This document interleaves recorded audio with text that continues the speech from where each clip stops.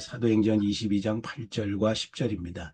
내가 대답하되 주님 누구시니까 하니 이르시되 나는 네가 박해하는 나사렛 예수라 하시더라. 내가 이르되 주님 무엇을 하리이까? 주께서 이르시되 에, 일어나 다메섹으로 들어가라. 네가 해야 할 모든 것을 거기서 누가 이르리라 하시거늘. 누가는 아나니아죠. 음, 오늘 이 말씀에 8, 9, 10절에 사활적인 두 질문이 나옵니다. 바울이 이때 아마 음, 말하자면 짐작한데 한 32세 정도 됐을까요? 아마 30세 전후일 겁니다. 아, 다메섹 도상에서 예수님을 만나서 이 두 가지 질문을 합니다. 주님 누구십니까? 주님 누구십니까? 예, 주님 누구십니까? 당신은 나에게 누구십니까? 하는 질문이죠. 당신은 나에게 누구십니까? 예. 그 다음에 그 질문에 대한 답이 확고해지니까 그 다음에 해야 할 질문은 자연스럽게 주님, 그러면 제가 무엇을 해야겠습니까? 주님, 제가 어떻게 내 인생을 살아야겠습니까? 내 인생은 무엇입니까? 어떻게 살아야 합니까? 이 인생을 하는 두 가지 질문입니다. 생각해 보면 이 두 가지 질문이 사람이 확고히 해야 할 사활적인 근본적 질문이라고 생각이 됩니다. 주님은 나에게 누구십니까? 나는 주님에게 누구입니까? 무엇입니까? 에, 여기에 대한 답이 성경적으로 확실해지면 하나님께로부터 확실하게 오면 이 사람의 인생관이 그때부터 확고하게 정립되는 것입니다.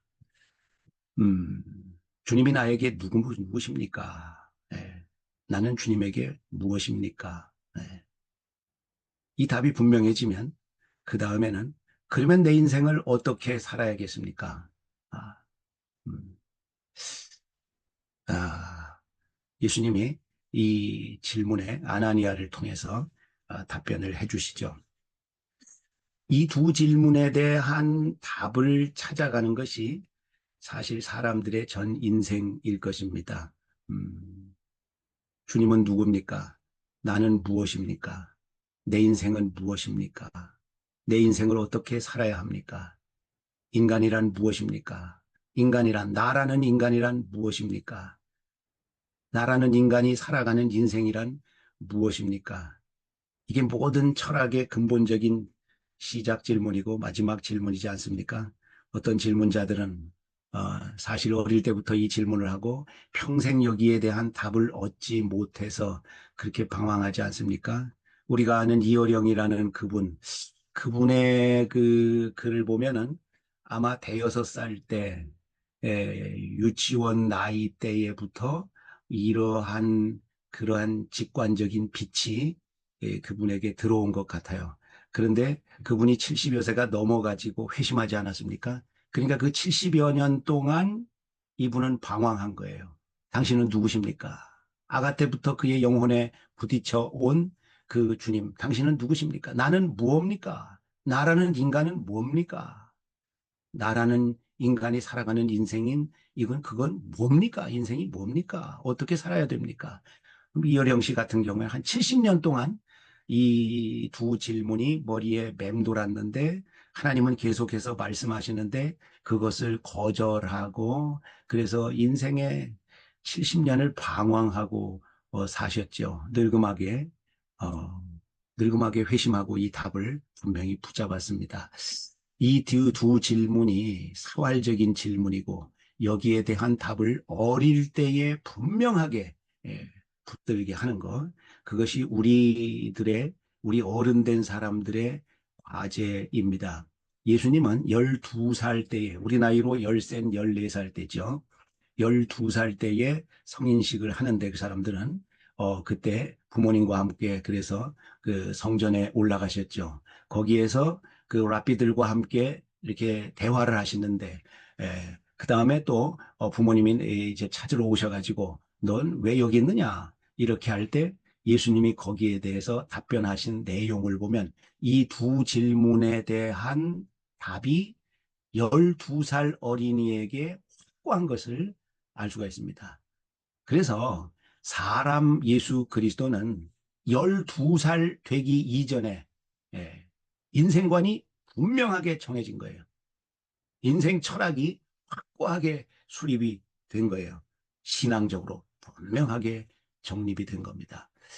바울 사도는 지금 예수님이 12살 이전이라고 하면 바울 사도는 지금 32세 정도라고 가정을 하면 이때 이 두 질문을 하게 되고 여기에 대한 답을 얻게 되고 이때부터 그의 인생관이 분명하게 정해지게 되는 겁니다. 세례 요한은 예수님과 나이가 같죠. 6개월 앞서는데 세례 요한은 30세 이전에 이 두 질문에 대한 답이 확고해졌습니다. 그래서 세례 요한과 예수님이 30세의 공생의 사역을 시작하시는데 세례 요한은 30세가 되기 이전에 그러니까 예수님이 공생의 사역을 시작하기 훨씬 이전부터 예수님의 오시는 길을 예비하는 그 사역을 하고 있잖아요.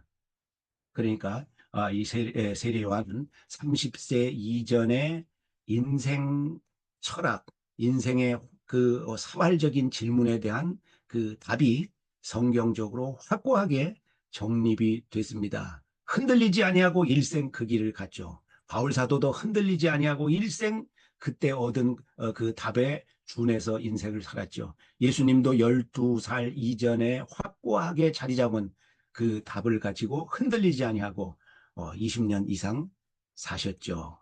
예. 12살은 여러분 이러한 질문을 할 나이입니다. 우리 자신을 돌이켜보면 저 자신을 돌이켜보면 확실히 이러한 질문을 할 나이입니다. 뭐 저는 혼자 이 질문에 12살 즈음에 빠져들었는데 아무도 대화할 사람이 없어서 부모님도 목사님도 선생님도 대화할 사람이 없어서 이 질문에 죽도록 빠져들었습니다. 예. 여러분 생각해 보면은 12살은 결코 어린 나이가 아닙니다. 12살은 결코 이른 나이가 아닙니다. 충분히 인생 전체에 대한 인간 전체에 대한 하나님 전체에 대한 본질적인 질문을 할 만한 나이입니다. 그리고 거기에 대해서 답을 간절하게 추구할 만한 나이입니다. 그때 누가 필요합니까? 그때 성경이 필요하고 그때 선생이 필요합니다. 그때 멘토가 필요합니다. 그 역할을 누가 해줘야 됩니까? 아버지와 어머니가 해줘야 됩니다. 가장 우선은 아버지와 어머니가 해줘야 됩니다. 예. 아버지와 어머니가 해주지 않으니까 62세가 되어서도 이 질문에 대한 답이 분명하지 않아서 나라는 존재는 무엇인가? 내가 산다는 것은 무엇인가? 예. 이게 답이 되지 않아서 공허하게 방황하고 그렇게 되지 않습니까? 여러분, 우리의 자녀들, 우리의 손주들이 이 근본적인 질문을 하고 근본적인 질문에 대한 진리에 입각한 답을 스스로 얻을 수 있도록 우리 부모 된 사람들이, 우리 선생 된 사람들이 이 방향으로 우리 후세들을 인도해 가야 됩니다. 그래서 분명하게 12세 즈음에 예, 하나님과 나는 어떤 관계인가? 나는 무엇인가? 나는 내 인생 전체를 무엇을 하며 살 것인가? 흔들리지 않는 분명한 그 초석을 그때부터 든든히 놓고 그 위에 그 이후의 인생을 세워갈 수 있는 아주 구체적인 그러한 청사진을 그리로 걸어가는 그것을 이끌고 함께 가고 그렇게 하는 그런 스승, 그런 멘토가 되어줘야 합니다. 우리의 자녀들을 홀로 두지 마십시다. 방황하게 하지 마십시다. 기도합니다. 하나님 우리 아버지 12살 이전에 예수님은 이 두 질문에 대한 확고한 답을 세우고 계셨고 그 이후 전체 인생을 그렇게 사셨습니다. 세례 요한도 그렇게 살았고 바울도 그렇게 살았습니다. 하나님 우리 아버지 우리와 우리의 자녀들 우리의 후손들이 최대한 이른 나이에 하나님은 나에게 누구신가? 나는 하나님에게 누구이고 나라는 사람은 무엇인가? 내 인생이란 것은 무엇인가? 이것은 무엇을 위해서 어떻게 살아야 하는 것인가? 하는 것을 분명하게 진리적으로 그렇게 수립하여서 흔들리지 않는 걸음으로 일생을 살아갈 수 있도록 우리가 돕게 우리를 도와주시옵소서. 예수님 이름으로 기도하옵나이다. 아멘.